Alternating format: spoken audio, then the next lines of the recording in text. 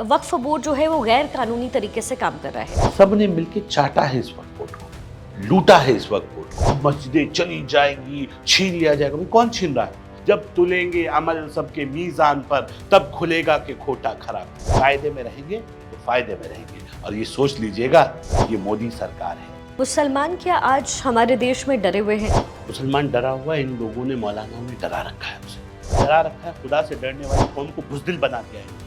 इतना डराया है, इतना डराया है, बार बार कहते हैं सीए आता है तो कहते हैं तुम्हारी नागरिकता चली जाएगी। बताइए किसकी नागरिकता गई? बीजेपी मुसलमानों को बांट रही है पसमानदा में और अशराफ में, कमजोर में, गरीब में और अमीर में। हम बाहर से नहीं आए, हम आक्रांताओं के सपोर्टर नहीं है, हमने धर्म बदला है। हम श्री राम को भी मानते हैं, हम श्री कृष्ण को भी मानते हैं। हम तुम्हारी तरह औरंगजेब के फॉलोअर्स नहीं हैं। है राम के वजूद पे हिंदुस्तान को नाज, अहले नजर समझते हैं उनको इमाम हिंद। इस्लाम कहता है धर्मांतरण करना चाहिए। देखिए बिल्कुल भी नहीं। क्योंकि मॉब लिंचिंग हो रही है देश के अंदर, तो हम ये कहते हैं काउ लिंचिंग छोड़ देनी चाहिए ना, वो भी गलत है, मॉब लिंचिंग भी गलत है। मेरा मित्र कहता है कि गाय मेरी माता है तो मेरी भी तो मौसी हुई, और हमारे यहाँ तो कहावत है मरे माँ जिए मौसी। मुसलमानों को बलि का बकरा क्यों बनाते हो? हिंदू राष्ट्र बनाने की मांग हो रही है। हिंदू राष्ट्र जैसी कोई चीज है नहीं। हम कौन है? हिंदी और हिंदू एक ही बात है। हेलो एवरीवन, नमस्कार। आप देख रहे हैं अनरावल विद शिखा ठाकुर, और इस समय जो मेहमान हमारे बीच हैं वो एक ऐसे शख्स हैं जो अपने बयानों के लिए खूब सुर्खियां बटोर रहे हैं। साथ साथ उत्तराखंड वक्फ बोर्ड के वो अध्यक्ष भी हैं, और इन दिनों सुर्खियों में जिससे वक्फ बोर्ड है वो भी हैं। स्वागत कीजिए, शादाब शम्स जी हमारे साथ इस समय मौजूद हैं। सर, बहुत स्वागत है आपका। और जैसे कि उत्तराखंड वक्फ बोर्ड के आप अध्यक्ष हैं, लेकिन आप खुद कहते हैं कि वक्फ बोर्ड जो है वो गैर कानूनी तरीके से काम कर रहा है, तो ये स्टेटमेंट और इसमें विरोधाभास आपको महसूस नहीं होता? मैं पिछले सवा दो साल से वक्फ बोर्ड की जिम्मेदारी संभाल रहा हूँ। जब मैं वक्फ बोर्ड में आया तो हमारे बड़े बड़े सपने थे, हम ऐसा करेंगे ऐसा करेंगे। लेकिन जब अंदर आए तो पता चला ये वक्फ एक्ट तो पूरी तरह से 000 है, और यहाँ ये वक्फ लूट के अड्डे बन चुके हैं। यहाँ जो चीज़ आपको ये बिल्डिंग ऊपर से नज़र आ रही है वक्फ की, जो बताते हैं इतनी प्रॉपर्टीज इतना ही, अंदर से खोखला है। इसको दीमक की तरह वहाँ पर जो वक्फ बोर्ड के चेयरमैन रहे हैं, जो सदस्य रहे हैं, जो अधिकारी रहे हैं, जो मुतवल्ली रहे हैं, सब ने मिलकर चाटा है इस वक्फ बोर्ड को, लूटा है इस वक्फ बोर्ड को। और वक्फ बोर्ड की जब ये सवाल आता है कि वक्फ बोर्ड को लूटा, तो लूटा कैसे गया? वक्फ बोर्ड लूटा जाता है, खुद वक्फ बोर्ड हारने के पैसे लेता है। जो दिख रहा है वो सच्चाई नहीं है, लूट मची है वक्फ बोर्ड के अंदर। और इसलिए हमने निवेदन किया कि देश की आज़ादी से लेकर अब तक ये वक्फ गरीबों का हक था, इसमें बड़ी लूट हुई है। जितने भी औकाफ इस देश के अंदर हैं, हर स्टेट के, सबकी सीबीआई इंक्वायरी होनी चाहिए। वक्फ गरीबों का हक था, यतीमों का हक था जी, मिस्कीनों का हक था, बेवा माओं का, बहनों का हक था, लेकिन उसको लूट के खा कौन रहे? चंद अमीर। तो इसके लिए तो वक्फ नहीं था ना, वक्फ तो गरीबों के लिए था। वक्फ तो इसलिए था कि गरीबों को उनका जायज हक दिला सके, उनकी मदद की जा सके। लेकिन क्या उनकी मदद हुई? 9 लाख करोड़ की प्रॉपर्टी जिसके बड़ों के पास हो, उसके बच्चे तो राजाओं की तरह घूमने चाहिए थे, लेकिन वो तो, उनका हालात तो भिखारियों से भी बदतर हो गए। कटोरा है मुसलमान गरीब के हाथ में, वो आज खाता है, उसे बेचारे को ये नहीं पता शाम का खाना मिलेगा कि नहीं मिलेगा। उसके बच्चे मदरसों में पढ़ रहे हैं क्योंकि अच्छे स्कूल्स नहीं है उसके पास, उसके बच्चों के पास अच्छी यूनिवर्सिटीज नहीं है, उसकी बेटियों के पास अच्छे कॉलेजेस नहीं है। कहते हैं मुस्लिम बेटियां पढ़ती नहीं। बनाए कभी कॉलेज क्या मुस्लिम बेटियों के लिए? सोचा कभी मुस्लिम बेटियों के लिए यूनिवर्सिटी बने? तो लेकिन जब आप शादाब जी ये कहते हैं कि सीबीआई जांच की आपने मांग की, तो आपके पास क्या इसके पुख्ता सबूत भी थे? क्योंकि फिर ऐसे तो कहेंगे पॉलिटिकली मोटिवेटेड है। पुख्ता सबूत हैं, ये भी पुख्ता सबूत नहीं है क्या? ये रिसोर्ट बने हुए पुख्ता सबूत नहीं है। जो प्रॉपर्टी, मैं ये कह रहा हूं कि खुद धर्मगुरु जो अपने आप को सज्जादा नशीन कहते हैं, गद्दी नशीन कहते हैं, सज्जादे कहते हैं, हमारे यहाँ कलियर के अंदर सैकड़ों एकड़ जमीन थी दरगाह की, और उनके बड़े कहते थे हमारे बदन के कपड़े भी दरगाह साबिर पाक की अमानत हैं। आज वो वक्फ बोर्ड के साथ उन्होंने सेटिंग गेटिंग की, एक्स पार्टी केस वो जीत गए, वक्फ बोर्ड पहुंचा नहीं, ये आराम से केस जीतते चले गए, सेटिंग गेटिंग हुई और वो मालिक बन के बैठ गए उस प्रॉपर्टी के। हम ये कह रहे हैं अगर एक बार जांच हो जाएगी तो सारे लकड़बग्गे सलाखों के पीछे होंगे, गरीबों को उनका हक मिलना शुरू हो जाएगा। जिस तरह से चीज़ों को प्रेजेंट किया गया और जिस तरह से ऑपोजिशन से आवाज़ें आई, ये गलत, ये गलत, मैं कह रहा हूँ गलत कहीं भी नहीं है। गलत तो आप मानसिकता लेके बैठ गए आपने। वो कहते हैं ना, एक शक का इलाज तो लुकमान हकीम के पास भी नहीं था। तो वो आप तो शक करके बैठे हैं, आप तो ये कहते हैं हमें नियत पे शक है, अब हम इसका क्या इलाज करें। अगर कोई व्यक्ति किसी की नियत पे शक करके बैठ जाए, उसका तो कोई इलाज नहीं है। और हम ये कह रहे हैं कि बपौती तो आपकी भी नहीं है, मिले ना 75 साल आपको, 75 साल वर्सेस मोदी कार्यकाल, 75 साल आपको मिले, आपने दिखाया आपने क्या किया, भ्रष्टाचार के अड्डे बना दिए, लूट हो गई, किया तो कुछ नहीं। तरीका ये होता है, लोकसभा राज्यसभा में कोई कानून बनता है तो उसका आप नैतिक विरोध कर रहे हैं। एक तरीका आपने ये कहा कि हम कोर्ट जाएंगे, माननीय सर्वोच्च न्यायालय जाएंगे, जाइए, लोकतंत्र ने आपको ये अधिकार दिया है कि आप जा सकते हैं।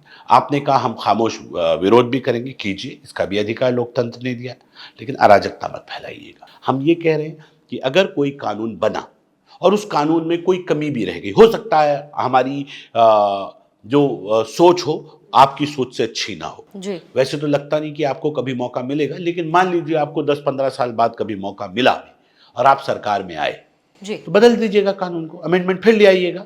इसमें देश जलाने की बात कहाँ से आती है? इसमें ऐसी क्यों परेशानी हो रही है कि इतना हाय तौबा आप मचा रहे हैं, मस्जिदें चली जाएंगी, छीन लिया जाएगा? भाई कौन छीन रहा है?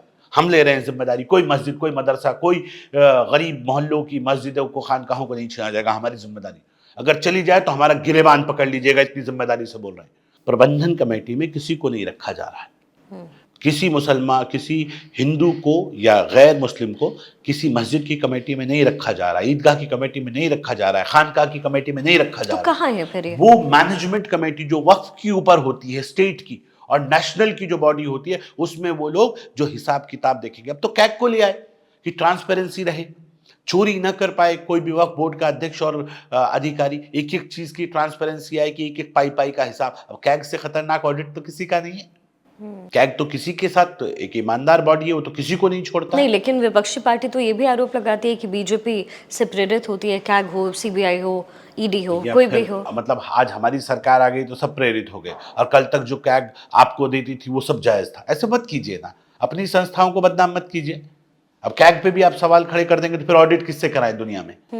बता दीजिए, जिससे आप कहें उससे करा लेते, किसी मौलाना को भेज दीजिए, उनसे करा लेते। आपको देश के कानून पे, देश के संविधान पे यकीन करना पड़ेगा। दूसरा, आप कह रहे डीएम को चार्ज दे दिया तो जमीनें छीन जाएंगे। अच्छा, आज से पहले आपकी पर्सनल प्रॉपर्टी कितनी छीन ली डीएम ने? ओवैसी साहब बता दें कि डिस्ट्रिक्ट मैजिस्ट्रेट ने इनकी कितनी पर्सनल प्रॉपर्टी को बीजेपी की सरकार की बना दिया। भाई रेवेन्यू का हेड भी तो जिले का डीएम ही होता है, तो उसने कितने मुसलमानों की प्रॉपर्टी को सरकार को दे दिया? क्यों झूठ बोलते हो यार? ये वो एक संवैधानिक पद है, और जो आईएएस आता है वो अपने कमिटमेंट के प्रति ईमानदार होता है कि नहीं, मुझे बेईमानी नहीं करनी है, मेरी जवाबदेही है। उसके ऊपर अधिकारी होते हैं, उसके ऊपर अधिकारी होते हैं, उसके ऊपर न्यायालय होता है, और एक सिस्टम बना है। उस सिस्टम पे आपको यकीन नहीं? उत्तराखंड के अंदर हम इसे पहले ही एग्जीक्यूट कर चुके हैं।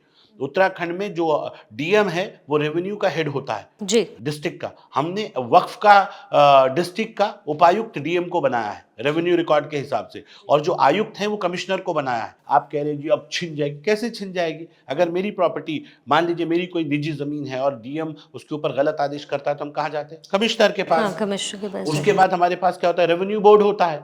उसके बाद हमारे पास क्या होता है? हाई कोर्ट होता है। उसके बाद हमारे पास क्या होता है? सुप्रीम कोर्ट होता है। तो जो वहां चलता है वो यहां भी चलेगा। कहां से ले लेंगे, कहां से लूट लेंगे? क्यों झूठ बोल रहे हैं? गुमराह मत कीजिए। आप जानबूझ के, आपको पता सब कुछ है, आप जानबूझ के कंफ्यूज कर रहे हैं लोग। शादाब जी, 2013 में यूपीए सरकार में जब अमेंडमेंट हुआ वक्फ में, तो उस समय तो सदन के अंदर सुषमा स्वराज, अरुण जेटली, आडवाणी जी थे। उस समय बीजेपी ने विरोध क्यों नहीं किया? इसका मतलब उन्हें सब ठीक लगा, बोर्ड का ही विरोध कर देते। बिल्कुल ठीक कह रही हैं आप।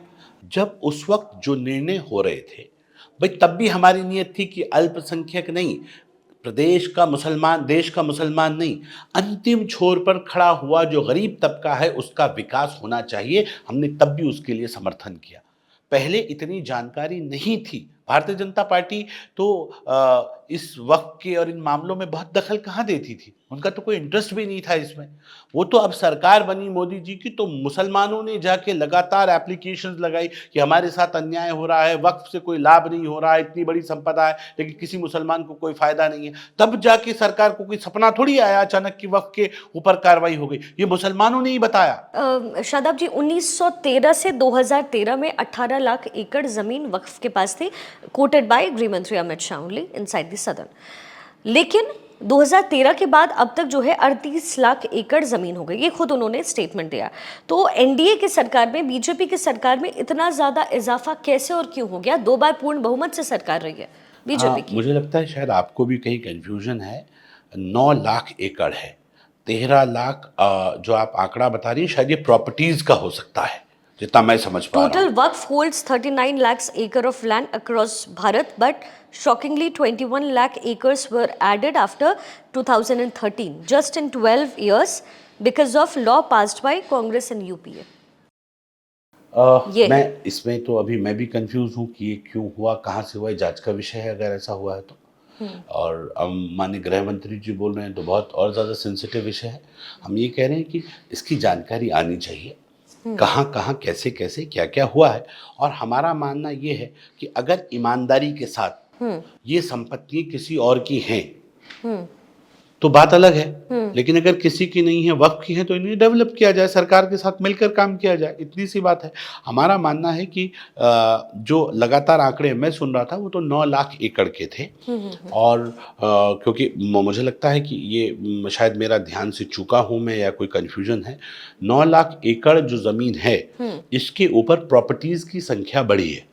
आपको जान के ताज्जुब होगा, इस 9 लाख एकड़ ज़मीन में जो रजिस्टर्ड संपत्ति है वो लगभग 3 लाख 50,000 या 3.25 लाख हेक्टेयर भूमि ही दस्तावेजों में दर्ज है, यानी कि 35% के करीब। जी।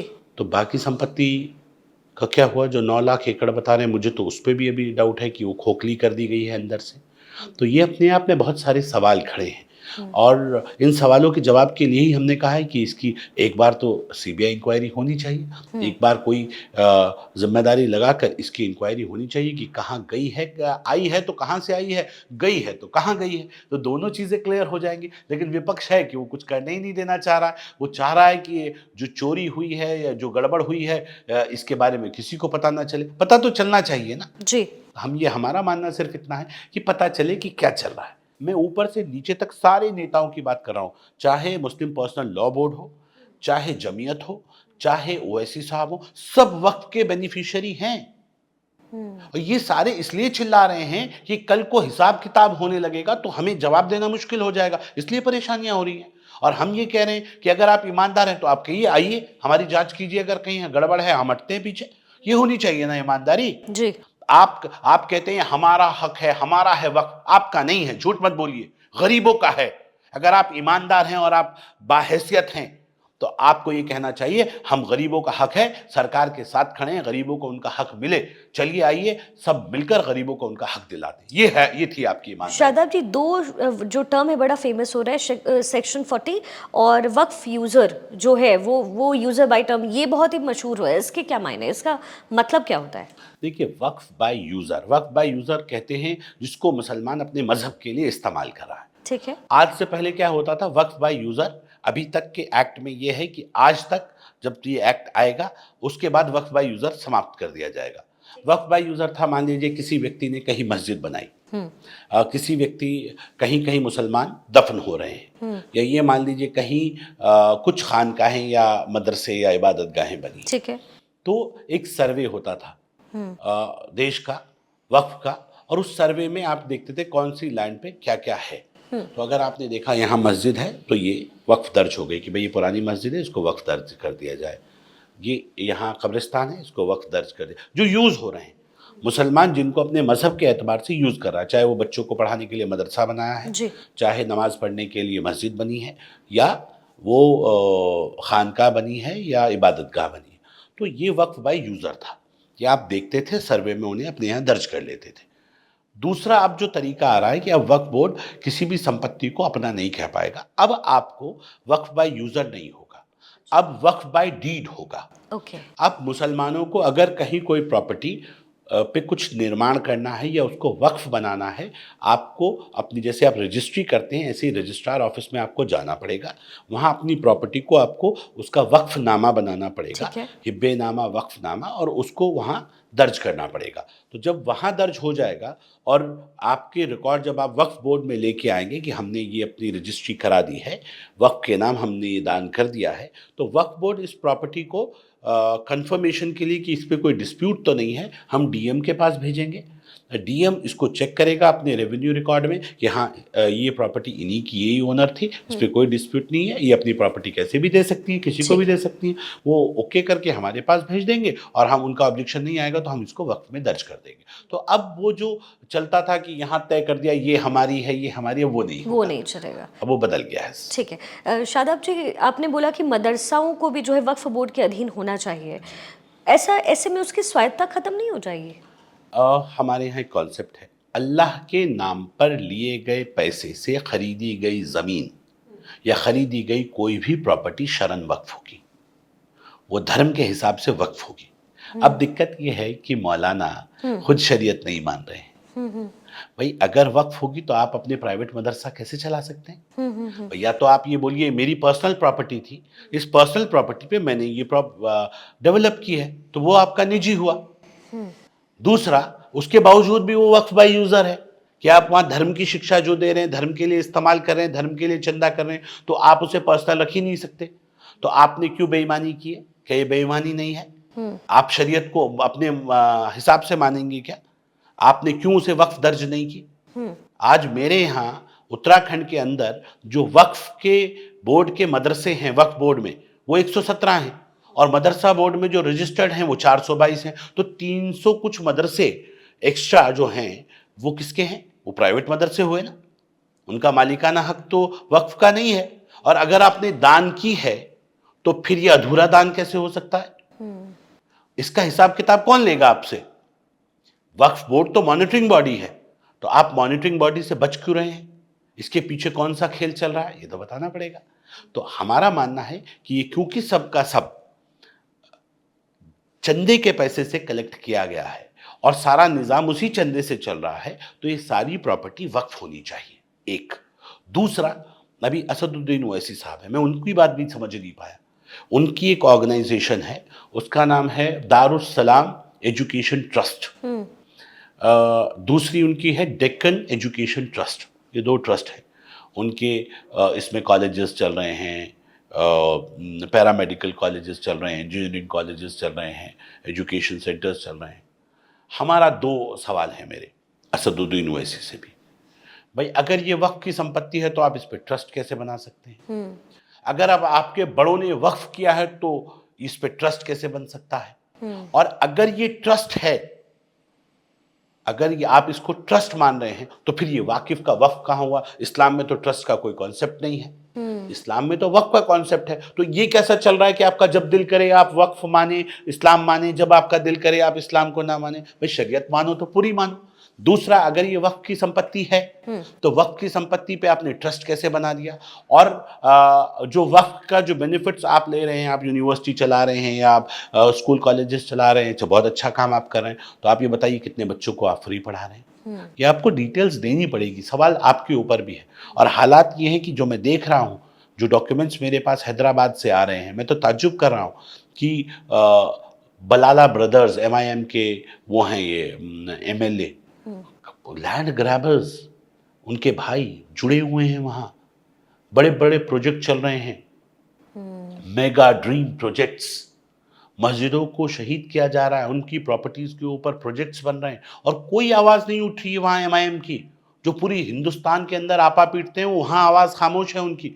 हमने असदुद्दीन ओवैसी साहब के मुंह से एक बार नहीं सुना कि कहीं कोई गड़बड़ हुआ। एक मैरियट होटल बना हुआ है 5 स्टार हैदराबाद के अंदर, वो वक्फ की ज़मीन पे है।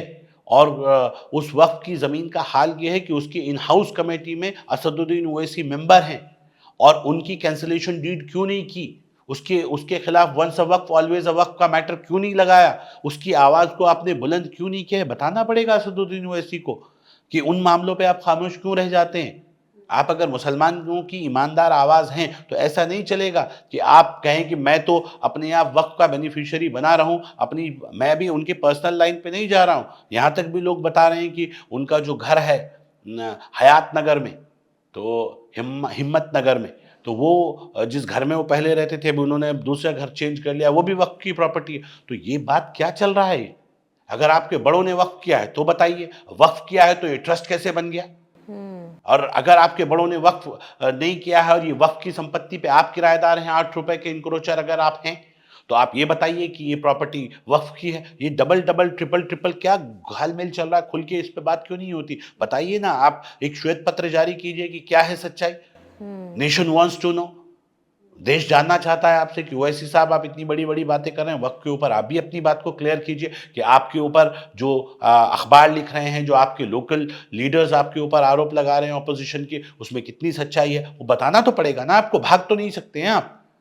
ऐसे ही दिल्ली के अंदर मदनी फैमिली को भी बताना पड़ेगा कि कितनी प्रॉपर्टी उनके पास दिल्ली में है, वो भी श्वेत पत्र जारी करें अपना कि वक्फ की किस किस प्रॉपर्टी पे उनका इन्वॉल्वमेंट है, कहाँ कहाँ के वो मुतवल्ली हैं।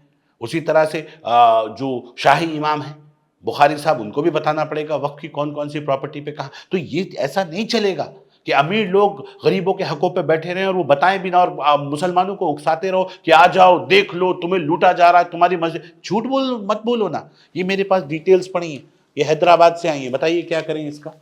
ये है गुलाम दस्तगीर जामा मस्जिद सुल्तानाबाद, इसके ऊपर मैरियट बना है। ये वक्फ संख्या 9697 1350 फसली। बताइए, असदुद्दीन ओवैसी इसमें सदन के सदस्य हैं, इस कमेटी में इन हाउस मेंबर हैं। क्यों इसके ऊपर सेक्शन 1995 की धारा 3 के तहत कार्रवाई नहीं हुई? बता दीजिए। मैरियट होटल पे होनी चाहिए थी ना। ये दूसरी एक ये मॉस्क है जिसको सेक्रीफाइस कर दिया गया। इस मस्जिद का नाम था मस्जिद 400 साल पुरानी मस्जिद कुतुब शाही मस्जिद। ये तोड़ी गई, ये शहीद हो गई। यहाँ तो बड़ा चिल्लाते हैं आप कि बाबरी मेरे लिए बाबरी थी, बाबरी है, बाबरी रहेगी। ये कुतुब शाही 400 साल पुरानी मस्जिद, इस पे नहीं बोले आप कि वो मस्जिद थी, मस्जिद है, मस्जिद रहेगी। इस पे भी बोल देते दो शब्द, हमें लगता कि अच्छा हो गया। इस पे जो वो मेगा ड्रीम सिटी जो बन रही है, मैंने आपको बताया ये है बालापुर में, तो भाई इसके बारे में भी दो शब्द बोल दें तो क्लैरिटी आ जाए आपकी तरफ से कि भाई ये क्या चल रहा है। फिर ये है मलकपेट के जो एमएलए हैं जिसके बारे में मैंने बताया, ये मकबरा नवाब कवंजा बहादुर, इसके ऊपर किस तरह से बलाला ब्रदर्स ने इसके ऊपर कब्जा किया और कैसे इसमें लैंड ग्रैबिंग करके इसको गलत तरीके से लाइन अप किया। इलीगल चैनल भी चला रहे हैं विदाउट परमिशन। ये हाल है इन लोगों के। ये सारी पड़ी हैं एमआईएम लीडर्स की काले कारनामे। अब इनके ऊपर आप मुझे बताइए हम क्या करें, क्या बोलें हम? हमारे पास तो शब्द खत्म हो गए। हम बोलते हैं तो लोग कहते हैं कि भाई ये गलत कर रहे हैं। ये देखिए, land shark grabs property attached to Mecca mosque. ये देखिए, Owaisi family MIM leaders Waqf board facilitated land sharks activist booked for opposition land grabbing. भी चल रहा, क्या कहें? मतलब ये वहां के पेपर्स हैं, न्यूज़पेपर्स की कटिंग मैं आपको दिखा रहा हूं जी। अब अगर इन पे हम सवाल पूछते हैं तो हमारे पुतले दहन करा देंगे। अभी मैंने बोल दिया ये जो प्रोटेस्ट कर रहे हैं ये मुसलमान नहीं है, ये पॉलिटिकल मुसलमान है।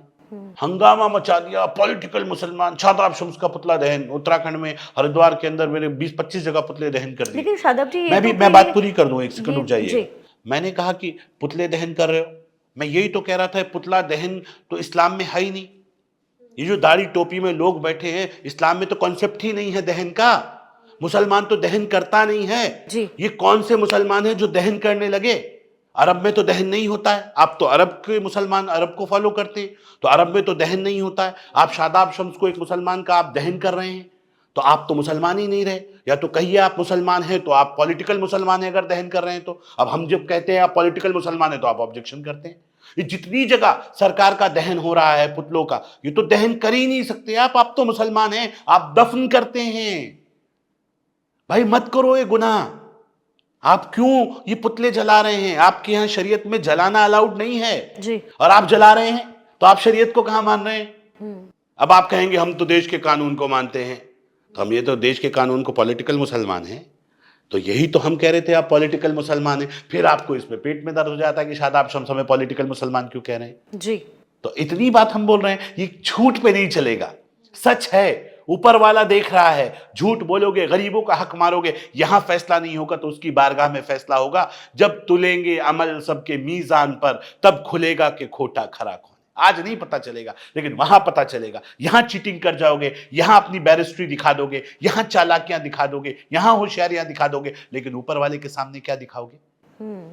गरीबों का हक मार के अपने बच्चों को खिलाते हो, गरीब मुसलमान बच्चों को आगे लाते हो, अपने बच्चों को विदेशों में पढ़ाते हो, गरीब बच्चों को कहते हो यहां लड़ जाओ, मर जाओ, गोलियां खा लो, उनको उनको डरा के, उनको भड़का के देश को जलवाते हो, और अपने बच्चों को विदेशों में पढ़ाते हो, उन बच्चों का भविष्य खराब करते हो। ये गुंडागर्दी, ये नफरतों की राजनीति यहां नहीं चलेगी। जो कुछ करना है दायरे में रह के करें, कायदे में रहेंगे तो फायदे में रहेंगे। और ये सोच लीजिएगा, ये मोदी सरकार है, अगर दायरे से बाहर गए तो परेशानियां और भी हो सकती हैं। शादाब जी, आपने मदरसों का जिक्र किया। बहुत सारे मदरसे हैं जो अवैध करार दिए गए, जिसे बंद किया गया। उन मदरसों के अंदर क्या चल रहा था? देखिए, अवैध आपने माना किसे? मैं ये कह रहा हूं, मेरा बहुत ईमानदार सवाल है।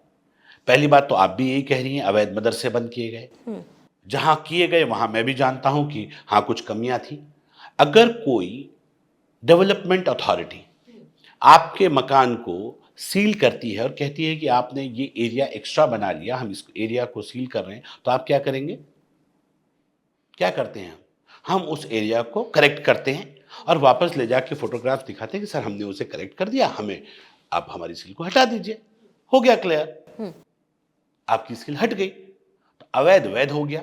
अगर कोई कहता है आप एजुकेशन जिस पैटर्न पे देनी चाहिए आप उस पैटर्न पे नहीं दे रहे हैं, आप अपना एजुकेशन सिस्टम को ठीक कर दीजिए, आप कहते हैं हाँ हम ठीक कर रहे हैं सर, ये लीजिए, तो आपका जो सील है वो हट जाती है।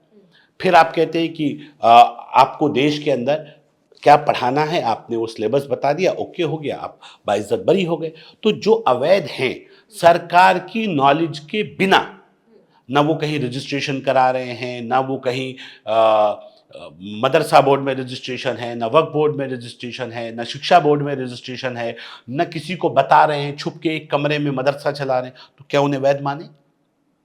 एक हम ये कह रहे हैं कि चलिए, एक बात मुझे जमीयत, ये जो जिम्मेदार ओवैसी साहब, ये जितने भी पॉलिटिकल मुस्लिम लीडर्स हैं, ये बता दें, मदरसे खोलिए, मदरसे चलाइए। मदरसा एक अरबिक वर्ड है जिसका हिंदी अनुवाद स्कूल होता है, इंग्लिश में विद्यालय होता है, इंग्लिश में स्कूल कहते हैं। उसमें आप बच्चों को पढ़ाइए, आप अपनी कुरान की तालीम दीजिए, लेकिन उसकी कोई हद तय होगी ना। कितने होंगे? हर गली मोहल्ले में होंगे क्या? एक गली में 4-4 होंगे क्या? एक एक कमरे में मदरसा चलाओगे क्या? सिर्फ रसीद छपवाने के लिए और चंदा लूटने के लिए मदरसे चलाओगे क्या? ये नहीं चलेगा ना। इससे आम मुसलमान को, एज अ मुस्लिम मुझे ऐतराज है। आप तय कीजिए लिमिट्स, जमीयत तय करे, कौम के जिम्मेदार तय करें, मुस्लिम उलेमा तय करें कि कितने मदरसे हमारे यहां चलेंगे। हर आदमी रसीद उठाइए, दिख रहा है कोई धंधा नहीं मिल रहा है तो चलो चंदे का ही धंधा शुरू कर लेते हैं। ये नहीं चलेगा। कोई दूसरा नहीं करेगा ऑब्जेक्शन, अब हम ही करने पड़ेंगे अगर कुछ गलत होगा तो। पैसे किससे ले रहे हैं? गरीब मुसलमान से। भाई मुसलमानों से ही तो कलेक्शन करके आप पैसे का इस्तेमाल कर रहे हैं, तो आपको बताना पड़ेगा ना कि पैसा सही जगह लग रहा है कि नहीं लग रहा है। और इस पैसे से जो आपने गरीब मुसलमानों से कलेक्ट किया, इससे प्रॉपर्टी बनाते हैं और उस प्रॉपर्टी को अपने नाम कराते हैं, बाद में वो प्रॉपर्टी बेचते हैं और रफू चक्कर हो जाते हैं। तो क्या इसका हिसाब ना लें आपसे? ईमानदारी पे आइए। इस्लाम हक का नाम है, सच और हक की बात अगर हम कर रहे हैं तो आपको परेशानी हो रही है। इसलिए हम कह रहे हैं कि सारी प्रॉपर्टीज वक्फ में दर्ज होनी चाहिए। अगर आप ईमानदार हैं, अगर आप सच्चे हैं, तो ईमानदारी से सबको वक्फ कीजिए। ये वक्फ का कॉन्सेप्ट सिर्फ ये नहीं है कि जब आपका मन करे तब आप वक्फ कर दें, जब आपका मन न करे तो आप उसे ट्रस्ट बना लें। तब आप कह दें नहीं हमने सोसाइटी रजिस्टर्ड करा लिया। क्यों करा लिया? आपका अपनी प्रॉपर्टी थी, आपके वालिद साहब से आपको मिली थी, पिताजी से मिली थी, दादाजी से मिली थी। अगर चंदे से खरीदी है, लोगों के पैसे से खरीदी है, तो ये प्रॉपर्टी वक्फ होगी इस्लामिक सिस्टम के हिसाब से। आप ऐसा नहीं कर सकते कि जितना आपका दिल करेगा उतना शरीयत मानेंगे और जितना दिल नहीं करेगा उतनी नहीं मानेंगे। ये बेईमानी नहीं चलेगी। इस बेईमानी के खिलाफ हम बोलते हैं तो कहते हैं कि भैया ये तो बोलता है, ये तो गड़बड़ कर रहा है। फिर आप हमारे पुतले दहन करते हैं, फिर आप कहते हैं शादाब शम्स साहब का पुतला दहन कर देंगे आपको। भाई मेरा पुतला दहन करने की क्या जरूरत है? मैं मुसलमान हूं, मेरा पुतला दहन करने की जरूरत नहीं है। जहां बोले मैं आ जाता हूं, मुझे जिंदा दहन कर दीजिए। जहां बोले मैं आ जाता हूं, दफना दीजिए ना। मेरा कसूर यही है कि मैं गरीबों की आवाज उठा रहा हूं। यही है मेरी गलती कि मैं मुस्लिम पसमानदाओं की बात कर रहा हूं, यही गलती है कि मैं हक की बात कर रहा हूं कि गरीब मुसलमानों को उनका हक मिलना चाहिए, इसलिए मुझे जला दोगे, इसलिए मुझे मार दोगे। मार दो यार, मैं तो तुम्हारा ही हूं ना, मार दो ना। ये अन्याय नहीं होना चाहिए। आपको लग रहा है कि जो कर रहे हैं हम, ये ऐसी गुंडागिर्दी से चीजें बेहतर हो जाएंगी? नहीं होंगी, ऊपर वाला देख रहा है। ये अन्याय कर रहे हो आप, ये बदतमीजियां कर रहे हो आप, जी। और ये बदतमीजियां बर्दाश्त नहीं होंगी। आपने जिंदगी भर यही किया, कमजोरों को दबाया, सच्ची आवाजों को दबाया। मैं बहुत ईमानदारी से इस बात को कह रहा हूं, मैंने जब से मैं वक्फ बोर्ड में आया, मैंने ईमानदारी से काम किया। मेरे ऊपर एक कप चाय नहीं पी मैंने वक्फ बोर्ड की, इससे बड़ी ईमानदारी नहीं हो सकती। लेकिन बदकिस्मती है कि शायद आज हमारी ईमानदारी हमारी कमजोरी बन रही है। और हम तो फिर कह रहे हैं कि भाई, हम हो सकता है शायद हमारा कहने का तरीका गलत हो, लोगों को हमारी बात पसंद नहीं आ रही हो, तो हम तो कह रहे हैं आ जाते हैं भाई, हमें जिंदा दफना दीजिए, दहन कर दीजिए आपको। और मैं कह रहा हूं, मैं अपना खून भी माफ कर दूंगा आपके ऊपर। बताइए कहाँ आना है, मेरे लोग हैं ना, मेरी कम्युनिटी है ना। अगर ये जागते हो और हमारी मौत से इन्हें खुशी मिलती हो, हम तो मरने के लिए भी तैयार हैं इस कम्युनिटी के लिए। किसी को तो कुर्बानी देनी पड़ेगी, जी। किसी को तो इनको जगाने के लिए इनकी आंखें खोलनी पड़ेगी। जी। ये जो आंख पे पर्दा पड़ा है, एक वो डाला हुआ है कि नहीं, हम जो कहेंगे बस वही सही होगा, बाकी दुनिया कुछ भी कह दे वो सही नहीं होगा। हम चोरी भी करें और हम सीना जोरी भी करें, ये तो नहीं चलेगा। शादाब जी, मुसलमान क्या आज हमारे देश में डरे हुए हैं? क्योंकि लोग कह रहे हैं कि मुसलमान डर के मारे घर के अंदर हैं। फिर आप अयोध्या का जिक्र कर लीजिए, आप उत्तर प्रदेश का जिक्र कर लीजिए, उत्तराखंड का जिक्र कर लीजिए, जो भी कानून बनाए जा रहे हैं वो ज़बरदस्ती बनाए जा रहे हैं, ऐसा है क्या? नहीं नहीं, बिल्कुल मुसलमान डरा हुआ है, इसमें कोई शक नहीं है। मुसलमान डरा हुआ है, इन लोगों ने, मौलानाओं ने डरा रखा है उसे, डरा रखा है। खुदा से डरने वाली कौम को बुज़दिल बना दिया इन्होंने।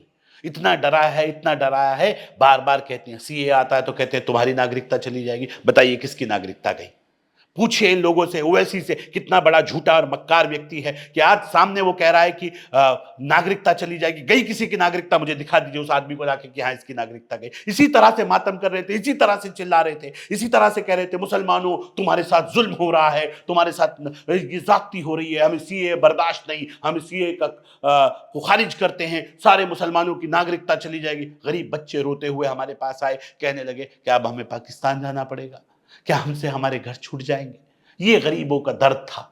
लेकिन हो क्या रहा है, ये अपनी राजनीति करते हैं, 2 सीटें और बढ़ा लेते हैं, राजनीति करते हैं, मुसलमान मरवाते हैं, 4 सीटें और बढ़वा लेते हैं, मुसलमानों को डराते हैं, उन्हें धमकाते हैं, वो इनकी सच बोलते हैं तो उनके ऊपर हमले कराते हैं, उनके पुतले दहन कराते हैं, क्योंकि इनके खिलाफ बोलने वाला तो जालिम हो जाता है ना, इनके खिलाफ बोलने वाला तो काफिर हो जाता है, उसमें तो कुफ्र के फतवे लगा देंगे। मैं तो ताज्जुब कर रहा हूं कि अभी तक मेरे खिलाफ कुफ्र का फतवा क्यों नहीं आया। अभी तक तो कुफ्र का फतवा आ जाता कि मैं तो इनके खिलाफ बोलना ही तो सबसे बड़ा कुफ्र है, क्योंकि ये तो खुदा है। हमने देखा है कई ऐसे खुदाओं को यहाँ सामने जिनके के सचमुच का खुदा कुछ भी नहीं। ये ऐसे खुदा बन रहे हैं अपने आप को, इनको लगता है कि हमसे बड़ा खुदा नहीं है कोई। अगर ये नाहक पे हैं, हम हक की बात कर रहे हैं, तब भी गलत हम ही है। कमाल हो गया भाई, कमाल हो गया। सच बोलना गुनाह हो गया। कहते हैं हम बड़े ईमानदार हैं, मुसलमानों इकट्ठा हो जाओ। आज मुसलमान दिख रहे हैं, जब तुम्हारे ऊपर पड़ती है, तुम्हें लगता है जो हमारा लूटा हुआ माल है वो वापस चले जाएगा, तो मुसलमानों इकट्ठा हो जाओ। मुसलमान एक है, बीजेपी मुसलमानों को बांट रही है पसमानदा में और अशराफ में, कमजोर में, गरीब में और अमीर में। अच्छा, आपने नहीं बांटा तो बताइए क्यों है ये सैयदों के कब्रिस्तान अलग, कि जहां छोटी जाति का व्यक्ति दफन नहीं हो सकता? अगर आप एक समझते हैं मुसलमान को तो बताइए क्यों है शेखजादों के कब्रिस्तान अलग? बताइए जहां छोटी जाति का तेली जुलाहा दफन नहीं हो सकता? बताइए क्यों है इन पठानों के कब्रिस्तान अलग जहां छोटी जाति का व्यक्ति दफन नहीं हो सकता? अगर इतने ही एक ही सफ में खड़े हो गए अमीर और अयाज वाले हो, तो बताओ कि नाइंसाफी हमारे साथ क्यों? मतलब हम सच बोले तो पेट में दर्द। ये झूठ पे दुनिया कब तक चलेगी? कब तक चलाओगे? बार बार कहते हैं ये लाल किला, ये ताजमहल बता रहा है हमने 400 साल हुकूमत की। अरे तुमने की होगी, तुम्हारे बड़ों ने की होगी। हम भारतीय मुसलमान हैं, हम बाहर से नहीं आए, हम आक्रांताओं के सपोर्टर नहीं हैं, हमने धर्म बदला है। डीएनए कैसे बदलें? हम हिंदी हैं, हम अरब नहीं हैं, हम अफगान नहीं हैं, हम मंगोल नहीं हैं, हम भारतीय हैं। हमने अपनी पूजा पद्धति बदल दी, ईश्वर को मानने का तरीका बदल दिया। हम एक अल्लाह, अशहदु अल्ला इलाहा इल्लल्लाह के मानने वाले हैं। हम मोहम्मद साहब को मानते हैं, हम अपने सहाबाओं को मानते हैं, हम एक कुरान को मानते हैं। लेकिन हम श्री राम को भी मानते हैं, हम श्री कृष्ण को भी मानते हैं। हम तुम्हारी तरह औरंगजेब के फॉलोअर्स नहीं हैं। हम श्री राम के फॉलोअर्स हैं। होंगे आप औरंगजेब को अपना आइडल मानते होंगे, हम नहीं मानते। हमारा आइडल मोहम्मद साहब, हमारे सहाबा, हमारे आइडल श्री राम है। राम के वजूद पे हिंदुस्तान को नाज, अहले नजर समझते हैं उनको इमाम हिंद। इमाम हिंद कहा अल्लामा इकबाल ने। गली मोहल्ले का इमाम नहीं जिसके पीछे आप नमाज पढ़ते हैं, आपके जिले का इमाम नहीं, आपके सूबे का, आपके स्टेट का इमाम नहीं, पूरे देश का इमाम कहा, इमाम हिंद कहा श्री राम को कि अगर किसी को फॉलो करना है तो श्री राम को फॉलो करो। क्यों करो? क्योंकि इस्लाम में जबान की वैल्यू है और श्री राम ने करके दिखाया। रघुकुल रीत सदा चली आई, प्राण जाए पर वचन न जाए। पिता ने वचन दिया तो पुत्र उनके वचन को निभाने के लिए राजपाट को लात मार देता है। एक पड़ा हुआ राजपाट और मैं चला पिता के वचन को निभाने के लिए, सब कुछ छोड़ के। पीछे छोटा भाई लक्ष्मण कहता है बड़े भैया जा रहे हैं तो मैं भी कैसे राजपाट में रह सकता हूं, बड़े भैया के साथ साथ मैं चला गया। ये हमारे आइडल हैं। और आप किसे आइडल मानते हैं? औरंगजेब को, जिसमें कुरान में, जिसमें मुसलमान हदीसों में, जहां हमने अपने बड़ों से सुना कि क्या मां के पैर तले जन्नत और बाप जन्नत का दरोगा। अगर दरोगा मना कर देगा तो जन्नत में एंट्री नहीं होगी। उस बाप को सलाखों के पीछे डालने वाला आपका आइडल हो गया, जो अपने पिता शाहजहां को सलाखों के पीछे डाल दे, जो अपने बाप को पानी पानी के लिए मोहताज कर दे, वो आपका आइडल। वो औरंगजेब आपका आइडल, जो अपने सगे भाई दारा शिकोह की गर्दन उड़ा दे राजपाट के लिए, जो अपने सगे छोटे भाई जो दूसरे भाई थे उनके, उसकी गर्दन उड़ा दे, वो आपका आइडल। वाह कमाल है भाई। आपके आइडल होंगे, ये हमारे आइडल नहीं है। हमारे आइडल हमारे नबी, हमारे सहाबा, श्री राम जैसा किरदार, ये हमारे आइडल होंगे। आप नहीं होंगे हमारे आइडल। आप में और हम में फर्क है। आप मदनी लगाते हैं, आप नवाब हैं, बाहर निजाम हैं, आप कुछ भी कर सकते हैं। आप बुखारी हैं, बुखारा से आए हुए लोग हैं, आप बाहर से आए हुए लोग हैं, आप कुछ भी लगा सकते हैं, कुछ भी कह सकते हैं। हम भारतीय मुसलमान हैं। जब यहां आक्रांता आए होंगे, सब पिट रहे होंगे, तो हमारे बड़े भी पिटे होंगे। जब उनका राजा का, बादशाह का हंटर चलता होगा, तब हमारे बड़े भी उसकी लपेट में आते होंगे। आपने बनाए होंगे, आपने की होंगी हुकूमतें, ताजमहल आपका होगा, लाल किला आपका होगा, ये आपके बड़ों की अमानत होगी, हमारे बड़ों की नहीं है। हम तो भारतीय हैं, हमारी सरजमीन, हमारी मातृभूमि ये भारत है और हम भारतीय मुसलमान हैं और इस पे हमें गर्व है। आपको हो ना हो, हमें गर्व है। आक्रांताओं के समय में भी धर्मांतरण हुआ। शादाब जी, इस समय भी धर्मांतरण खूब हो रहा है। हालांकि बीजेपी सरकार ने इसे काफ़ी कंट्रोल करने की कोशिश की है। इस्लाम क्या धर्मांतरण के सपोर्ट में होता है? इस्लाम कहता है धर्मांतरण करना चाहिए? देखिए, बिल्कुल भी नहीं। इस्लाम को लोगों ने गलत तरह से प्रेजेंट किया। दो तरीके हैं। एक है मैं भी मुसलमान हूं और मैं अपने मजहब से प्यार करता हूं, इसलिए मैं मुसलमान हूं।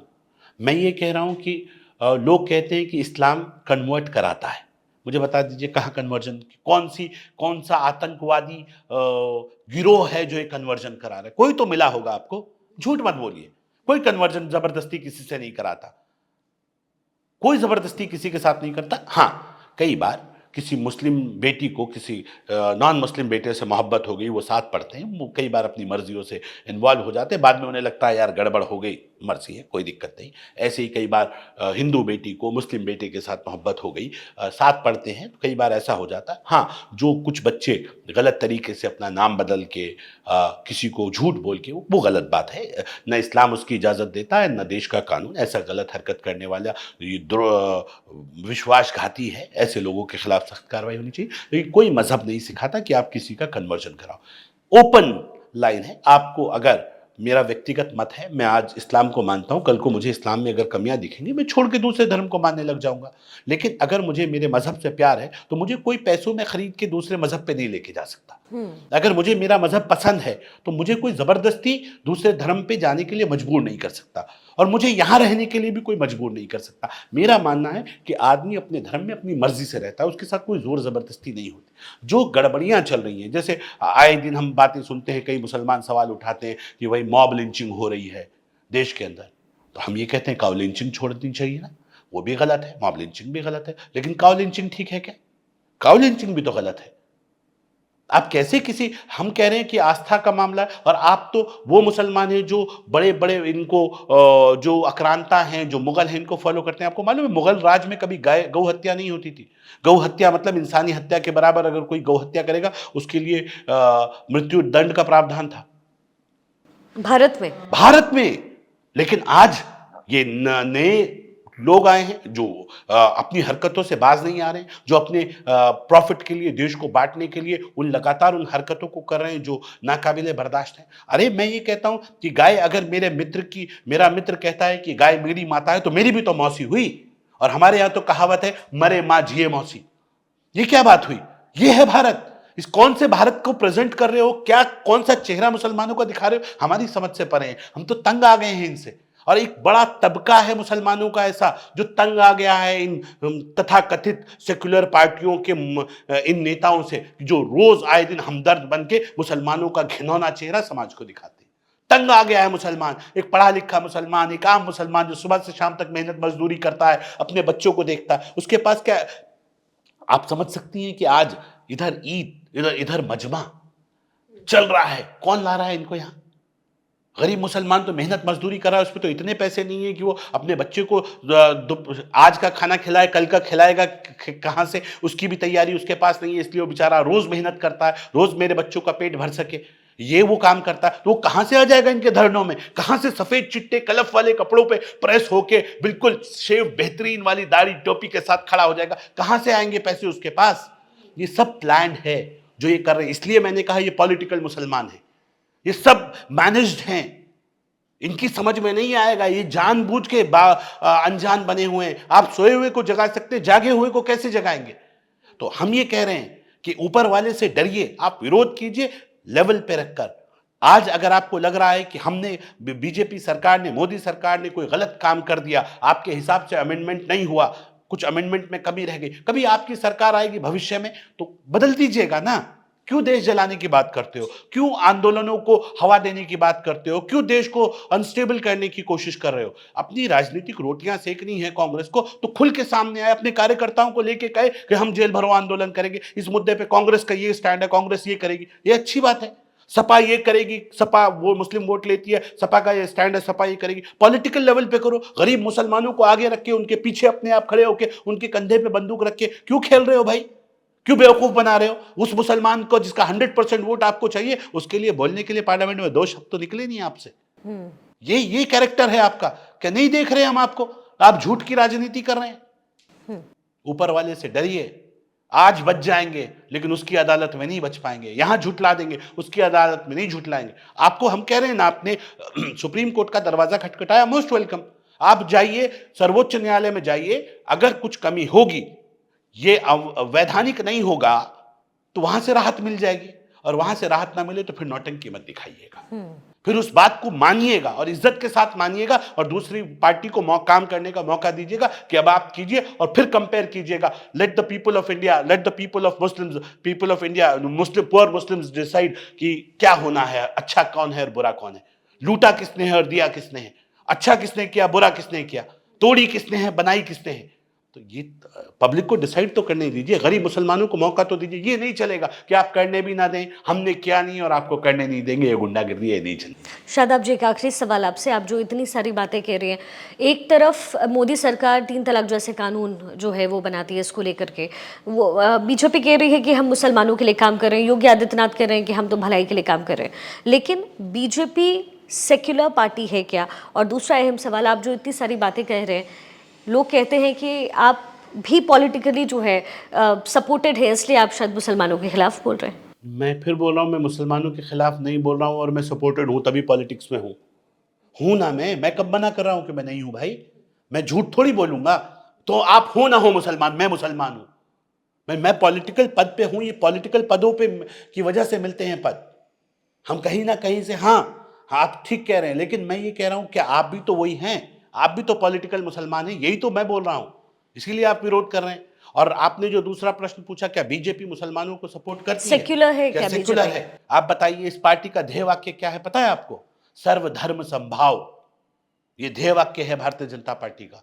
और जब भारतीय जनता पार्टी बनी तो जो फाउंडर जनरल सेक्रेटरी थे 3, उनमें से एक मुसलमान था, उनका नाम था सिकंदर बख्त साहब।